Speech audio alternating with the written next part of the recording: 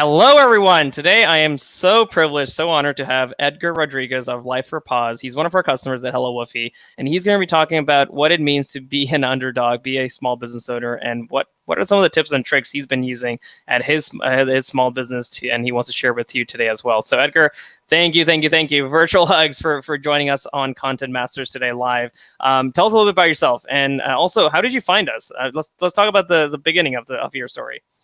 Well, I was searching for a software like yours to post things in social media, and I did find a couple, but they were like really expensive. So I started using their demos, and lucky of me, I found you, and I was okay.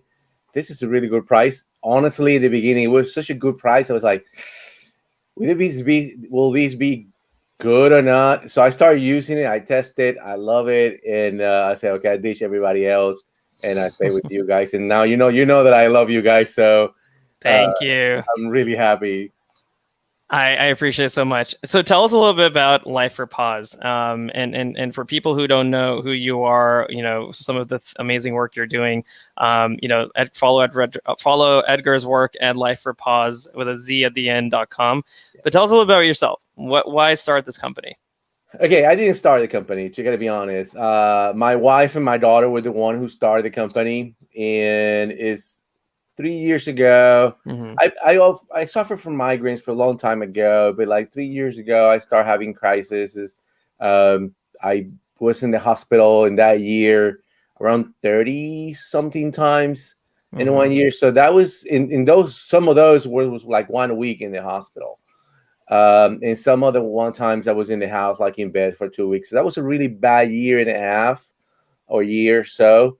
And everything that have to do with work went down. So I stopped basically working. I'm a professional photographer, and I had to stop what I was doing.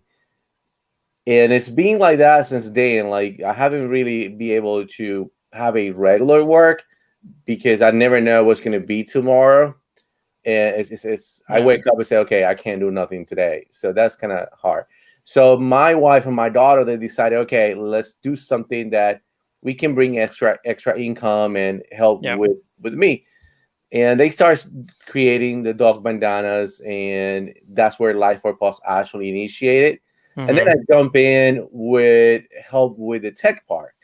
And that's my job in the company. I hope I don't get fired. So you work for your wife and daughter now, apparently. Basically, I do. Basically, that's what I do. I quit a couple times already, but I'm still here. That's so funny. And for people who don't know what Life for Pawz looks like, check out their website. It's adorable. I mean, I remember you joined one of our client networking calls, which we do every Friday at 12 p.m. Eastern time, and we just have a whole bunch of customers, underdogs, talking about what they need help with, what is the win of the week, and Edgar showed up every single week, and he showed the progress. And boy, these things are new. I mean, I remember the first Shopify website you built, and you made a lot of progress. So this is just gorgeous. Thank you. Tell us a little bit about some of the things you did on the tech side. I know a lot of the small businesses, they find Shopify, WooCommerce, doing all these things very, very daunting. How did you kind of navigate and some tips and tricks you have for people who are looking to get started with e-commerce and just as a small business online, and to have that flexibility that you talked about earlier? And now that you mentioned those meetings, actually, that's one of the biggest reasons I love you guys, because I start with a free template on Shopify, and I was so proud of my template, and I went and show it in one of the meetings, and you guys started cutting pieces on around it. I said, okay. Not so proud anymore. So I went back to the drawing board and started building from there. So for me personally, every Friday is like a check. It's my deadline to make sure some things are happening, and I can show it to you guys. So I really appreciate that help. So at the end, I finished getting a new template, and you can start from templates. Even that my website now doesn't look nothing like that template. But I start from there, so I purchased one that was closer to what I need, and then everything improved. Speed started improving, and and then I started adding apps, testing apps that were give us what we need. Remember, I'm not a web designer for trade, like coding, especially the coding part. I don't know nothing about it. Yeah. So I was trying to find something that I could do with my technical knowledge, and I think Shopify, in my case, applies. I mean, it checks all the boxes. So now we have like 7 or 8 apps inside the template working. Yeah, and for people who aren't familiar with Shopify, it's a very easy to use platform. I think the pricing is very affordable as well for small businesses, but they do a great job simplifying everything, and that's kind of our goal at our company is to make it super simple, very visual, easy to do social media, and Shopify does a really good job with e-commerce as well. So it's definitely one of those companies I look out to personally. Especially as they've grown over the years and have helped so many small businesses around the world. So I do appreciate that. Well, how did you find I think you may have mentioned you found talent around the world to help you out. How did you find that? Okay, there's a website called Jobs. I know, man, you got me there with the name of the website. But I can share that with you later. It's we'll put in the content in the text below after the show. Perfect, because what I did is start. It's a website that most of the people actually everybody's for the Philippines, and so I start hiring different teams. Like this is whole being a learning process, right? Because hiring people in the Philippines, it sounds easy, but at the same time, it's expensive when you start making mistakes. Because they might say that they know all of these things, and you start paying and getting things done. They don't work, and you have to redo it. So I went through 3 teams, to be honest, to get to where I'm at right now. One thing that happens a lot in this, I don't know, it's my experience, especially with the Philippines, because it's a place where I hire most of the people. When they don't know what to do, or they want to quit, they disappear. I know it's a funny story, but they will disappear in you, and they don't. That's how they go away. So all this it's learning curve to get there and to get the right team. Now I have a team that not only they're great. I mean, you can see all the graphic work comes from them. They're great at what they do, and I love those guys because they're, I mean, easy to communicate. I mean, I'm so happy right now. But it took me three teams, bunch of people, 6 months, to be honest. But if you get to that, find the right ones, you golden. What was the biggest learning or lesson you took away from that experience? Obviously, iteration seems to be one of them. For someone who's looking to get into it and is very challenging, what else would you say is something to take a look at? So, for example, in our case, one of the things when we were hiring people and developers, we used a tool called Hackerrank, and Hackerrank really tested a developer's skill to see if that person is actually living up to what they're talking about and able to accomplish. Like, did you employ any tools or anything like that? No, you got to give me that tool. I have to take note of that because amazing. My tool was creating I send them a test work, and I say, hey, can you do this little work and finish these things? A couple of things that I wanted to see was that they would follow the instructions that I'm giving them. They were willing to do it. Some people say, are you going to pay me for that? But it was easy things. I never gave them something complicated. And actually, I would take the same thing because I wanted to be honest with them, even though they don't know. I give everybody the same job. So it's not like I'm trying to build my website with their samples. So I give everybody the same job. And some of them were not willing to do it for free. Some of them didn't follow the instructions. So that would narrow the group down to, okay, this 3-person follow the instruction. They did it. They're being polite, good communication. And then I'm going to interview them. And that's how I did it. And then I test them, day by day after I hire them. And maybe if I would have a tool, that'd be nicer, but that's how I did it. And how did you find the manufacturing? I know you said your wife and daughter started the company, but manufacturing and finding the right manufacturer that can scale with you and grow up, expand and the number of orders you need to have in order for to meet their minimums. How did you navigate that side of the business? Okay, our company is really small. It's been growing from growing. Congratulations. Yes, we graduate for steps. Everything has been made to this moment in the in-house. Wow. So right now at this moment we are hiring people in the United States to do the manufacture. Mm-hmm. I know that's not maybe the optimal way to scale a company, but it will guarantee the quality that we want to offer the clients. Mm. So I think we want to grow that way for the moment, where we hire more people to sew, and we have maybe 5-10 people sewing for us, that we can see every piece almost before it goes out, and then maybe scale it some other way. That's how the strategy that we have been looking into. But I'm always open to suggestions, you know that.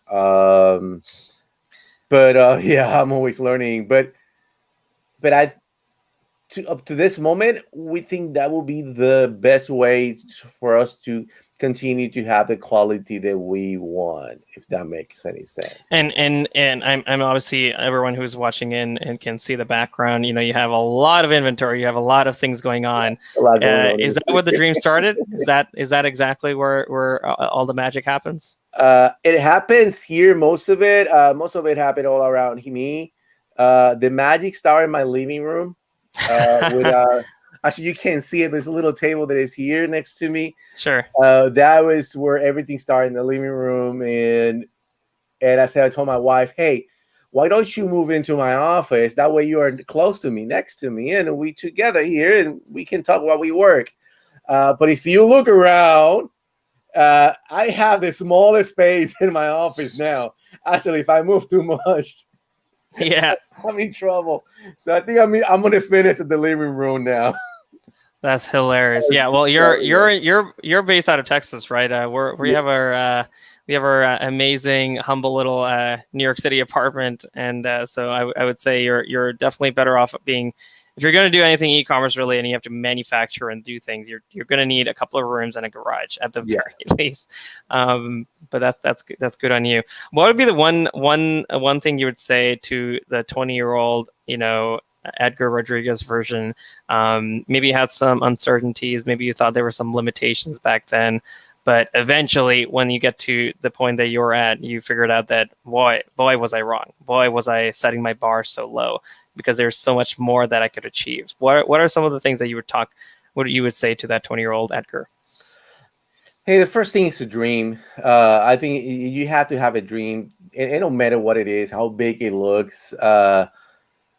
It can sound even sometimes crazy, because the dream could be so big that there's no way you can even yourself believe it. I think that's the first thing. And so people will say, hey, just follow your dreams. Yes, just follow your dream. That's true, all said and done.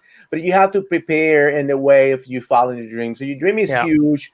I think it's like you have to break it in little tasks and say, okay, I'm going to do this task and build from there. Especially if you're 20 and you just came out of college, one thing is what you learn in college, but you don't have the experience, you don't have the social skills, maybe in a work environment.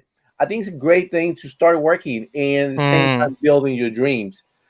There's other ways to do it. Okay, that's more a traditional way, and I believe a lot in the traditional way, because it's going to be a higher percentage of people doing that route. There's other people who start a YouTube channel, and the second video they become famous. Yeah. But how many are those? Yeah. And that's where I say, okay, you try the video, try to do what they did while you trying the traditional way too. I think that would be my biggest advice. I remember my kids I got 29, 22, 18 years old. And I push them to follow their dreams and to do anything they want in life. But I always will give the same advice that I just give you. that is, we call it on Clubhouse dropping gems. I like to say marshmallows. That is definitely a marshmallow and a gem right there. What is the easiest way that people who are listening in want to maybe grab a bandana for their dog? What's the easiest way that people can reach out to you?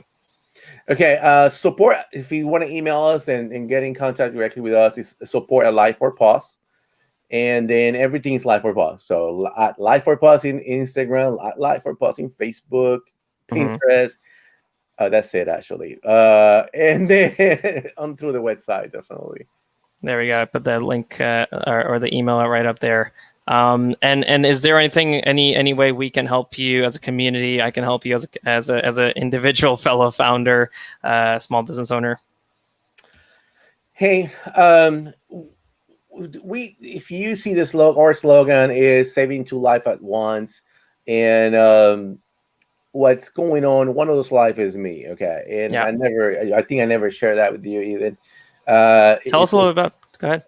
It's for me. It's always being a hard process to accept that I need a service dog, and in my personal situation, that's always being a struggle. That's a struggle that I'm still working on it. Okay, and I realize it that I need the help when I can't get up from bed. But if I can get up from bed, I say I'm okay. There's no problem. So it's hard for me to admit that when my wife created a slogan, saving 2 lives at once, I was one of those lives. The second life is dog's lives. And it's not only Kip's, which she's sitting down there, it's every other dog out there. So one of the things we do is for every bandana we sell, we donate 1 pound of food to a local shelter. And we might switch from one to the other, and we go with bags of food and drop it there. So by you spreading the word of us and sharing our products and links, that's for us a big help to help us get out there. Now I see you pulling out the ambassador program. If you want to be an ambassador, it's a great deal, I think, because you're not only helping us, but you help whoever gets your lane gets a discount, and you get all and whatever. The whole thing is explained there. That's another way to support us. And then I don't know, man. Even here in this video, if you have an idea that I should chase and follow to be better, I'm always open. And you know this. You can give testimony of this. I got my ears open to any new knowledge that I can implement to be better. I love that, Edgar, about you. You're so humble and so open all the time, and your product is just speaking for itself. From one entrepreneur to another, I really appreciate that. We're gonna do a lightning round real quick, and we're gonna ask you a couple of questions, so you can't hold on, take too long. What is your favorite book? Favorite book? You got me there. I don't have a favorite book right now. It could be Audible. It could be an audiobook too. Yeah, I have like 300. I can go and look here. I think one of them was Eat That Frog. I think was one of them impact me the most. And it's basically the advice that I give the 20-year-old kids.